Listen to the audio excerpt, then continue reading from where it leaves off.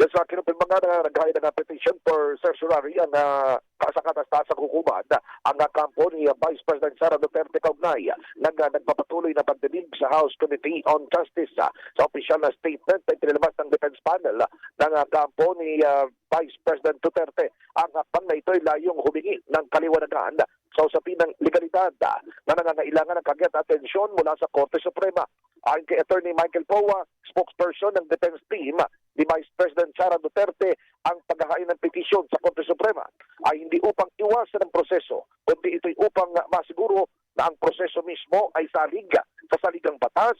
na ang mababang kapulungan ng Kongreso ay may kapangyarihan na magsulong ng impeachment, subalit ang kapangyarihan ito ay may limitasyon at bilang paggalang sa hukuman, ang panig ng depensa ay tatalima at iiwas na talakayin pa ang usapin sa publiko at maghihintay ng kaukulang aksyon.